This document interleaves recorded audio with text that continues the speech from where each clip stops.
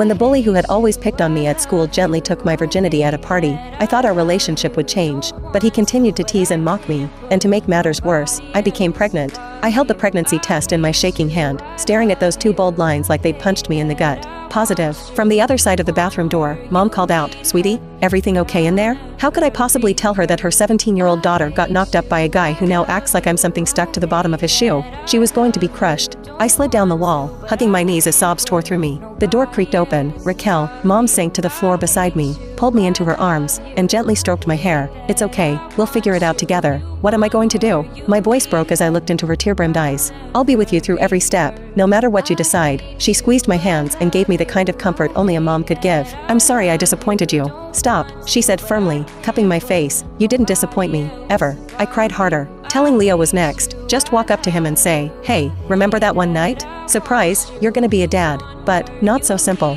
He was always surrounded by his loud, cocky crew, and I couldn't get a word in without. I passed by him in the hallway, trying to stay invisible, but luck wasn't on my side. A foot stuck out, his, and I went flying, books scattering across the floor. Laughter erupted. I looked up, his cold blue eyes met mine, full of something that felt too close to hate. "Look at her in her natural habitat," he sneered. "Bet you spend a lot of time on your knees." The laughter stung more than the fall. I clenched my fists, willing the tears not to fall. I stood, gathered my books, and faced him. "I hate you." His expression flickered, just for a second, before he snapped back, feelings mutual. That was the moment it clicked. He didn't deserve to know. He didn't deserve to be in my baby's life. My child deserved better. I walked away, wiping tears I swore he wouldn't see. He noticed, his gaze softened and his mouth moved. But I didn't hear it. I was already gone. That was the last time I saw him. The next day, Mom let me stay home. We packed up our life and drove away, leaving Leo and the heartbreak behind. Just me, Mom, and the tiny life growing inside me. 7 years later, life had moved on. My boys, yeah, twins, were my whole world. We were back in town briefly, and I spotted a coffee shop.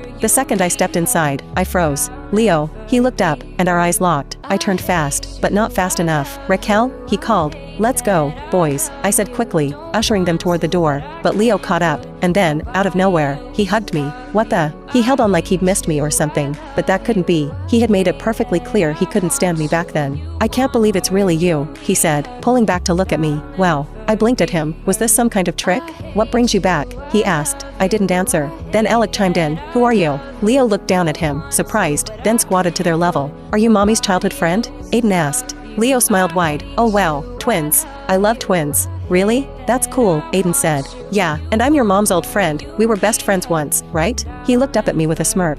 I rolled my eyes. "We're leaving." I grabbed the boy's hands, but he stepped in again. "Come on, is that any way to treat an old friend?" "I'll pass on the reunion tour, thanks," I said, trying to keep my tone light. "At least let me give you a ride home." "I insist," he added. "So do I." I turned him down again. He backed off with a nod. "Okay, take care." His smile looked real this time. I gave him a fake one in return. As I turned to leave, he muttered, "Can't believe you hooked up with someone else." I stopped cold. Great, let him think that. I was just about to leave again, but his next question made my heart skip. He glanced at the boys. How old are they? Why was he asking? Was he putting the pieces together?